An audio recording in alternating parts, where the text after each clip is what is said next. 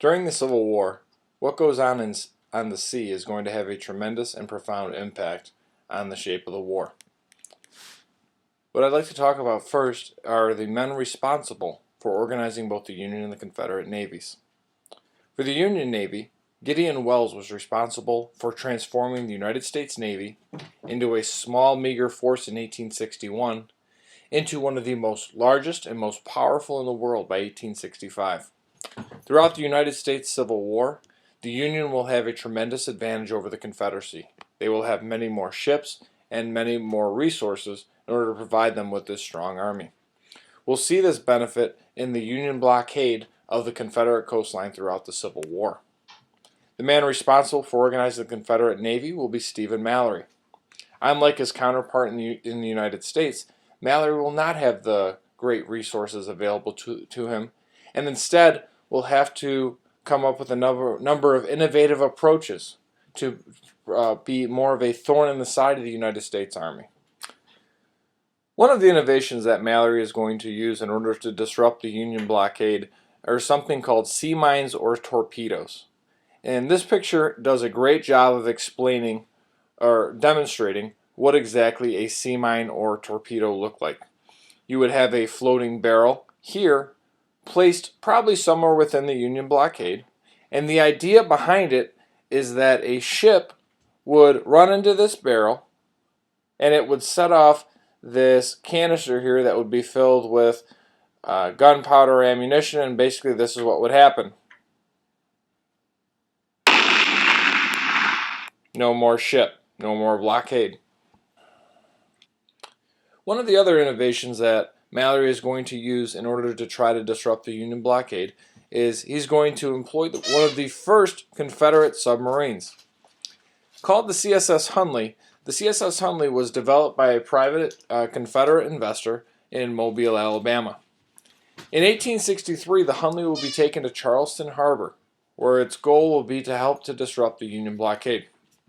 Taking a look at the Hunley, this picture right here shows that the Hunley would basically look like a submarine today, but at the end of it, it would have one of these, again, sea mines or torpedoes, so it would have a long barb in it. And the idea behind it is that the Hunley would jam into the side of a ship and somehow with these pulleys here explode the sea mine and also try to get away from the ship so that the Hunley could be saved. Looking at the inner workings of a ship, it was man-powered. So we had 8 guys here turning these cranks here. We have this great model right here demonstrating what it looks like on the inside of the Hunley. And then you'd have a 9th guy here controlling how it would look. Well, the Hunley was kind of ill-fated and cursed. The Hunley would go out for 2 or 3 test runs, and on both of the test runs, it sank, causing the loss of either some or all of the lives. But the Confederacy was desperate for the Hunley to work, so each time it sank, it would bring it back up and once again send it back out. Well, in February of 1864, the Hunley is going to go out once more in Charleston Harbor, and it's going to successfully sink a Union ship called the USS Housatonic, one of the major ships blockading the Charleston Harbor. The story goes, the Hunley rams into the side of it, the ship sinks, and Confederate soldiers from Fort Moultrie can see a little green light on the Hunley.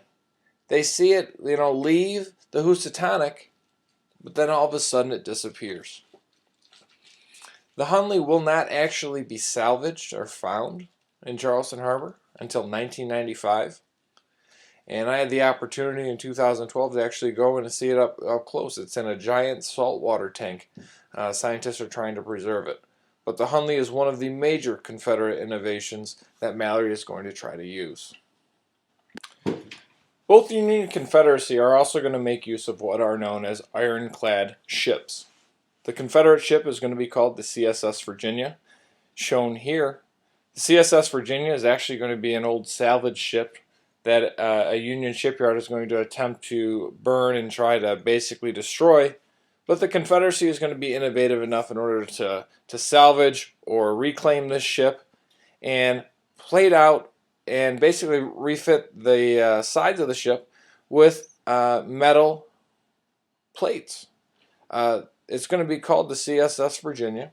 It's going to be a relatively slow ship. It's not going to be really advanced. It's going to have these cannons on each side of it. It doesn't move very quickly, but some of the quite innovative parts of it is the fact it's going to have these iron plates, and in addition, it's going to have this basically giant cow pusher on the front that's going to allow it to ram into ships. And as we saw during the Peninsula Campaign, the CSS Virginia is going to wreak havoc on the naval blockade in and around Hampton Roads and at the start of the peninsula. In addition, the United States is going to have their own ironclad. And rather than retrofitting some old wooden ship, the United States is going to develop their own ship called the USS Monitor. The USS Monitor is going to be much more sleeker, much more sexier than that of the CSS Virginia. It's going to have a relatively low profile to the water, allowing it to maneuver much better.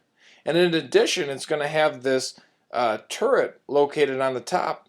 This turret's going to have a cannon on it that's going to allow the USS Monitor to shoot 360 degrees. So it's going to be quite innovative as compared to its counterpart, the CSS Virginia. In March of 1862, at the Battle of Hampton Roads, just outside of Fortress Monroe, the CSS Virginia, shown here again, the big cow pusher here, the kind of not very sexy looking ship, and is going to go up against the USS Monitor. It'll be the first naval battle involving two ironclad ships. And the real significance of the Battle of Hampton Roads is that these guys are going to go after each other all day, shooting cannonballs off of one another. No one is going to be damaged, no one is going to be injured, no one is going to be killed. The real advantage here is that the Battle of Hampton Roads is going to mark an end for wooden ships. Basically, after the Battle of Hampton Roads, wooden ships are going to be rendered obsolete, and where they're going to look at these ironclads as something more important. In late April of 1862, Union naval superiority is going to demonstrate itself at the Battle of New Orleans. In the Battle of New Orleans, United States Admiral David Farragut is going to be able to launch and demonstrate his naval superiority by attacking and taking over the city of New Orleans. Remember, New Orleans is a major Confederate port, and it's also the mouth of the Mississippi River. So Farragut is going to be able to use his naval superiority to take over the city.